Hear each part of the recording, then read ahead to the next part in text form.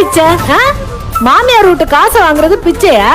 ஏன் நீங்க உங்க மாமியார் வீட்டு சொத்து வேணும்னு உங்க பொண்டாட்டிய விரட்டி அடிச்சதெல்லாம் மறந்துருச்சா?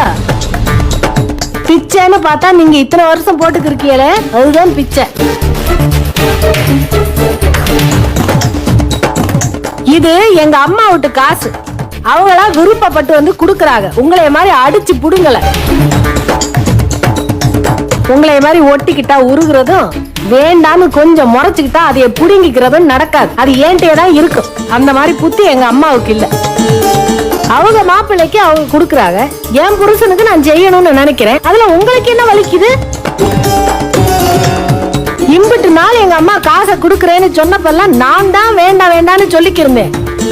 இப்ப நான் ஏத்துக்கிறேன் சாமி. வேற பேச்செல்லாம் உங்களுக்கு தேவையில்லை. உங்க காசுல ஒரு 10 பைசா எடுத்தா உங்க கால்ல இருக்கிறத கலத்தி என்ன அடி. ஏன் அப்பத்தா சொத்து எங்க பிள்ளைங்க பேர்ல தானே இருக்கு. அதுக்கெல்லாம் நாங்க தானே கேர் டேக்கர். அவ்வளவு ஏன் தர்சன் மேஜர் தானே, அவன் பேர்ல இருக்கிற சொத்தை எடுத்து செலவு பண்ண அவனுக்கு உரிமை இருக்கு. ஆனா இங்க இருக்கிற யாரும் அந்த மாதிரி வேலையை பார்க்க மாட்டோம். பரவாயில்ல, அதே நாங்க பாத்துக்கிறோம். யார் உடம்புல என்ன ரத்தம் ஓடுதுன்னு பிறகு பாத்துக்கலாம். இந்த அகந்தை இருக்குல்ல, அது அழியணும். அதுக்காண்டியே நாங்க ஜெயிச்சு காட்டு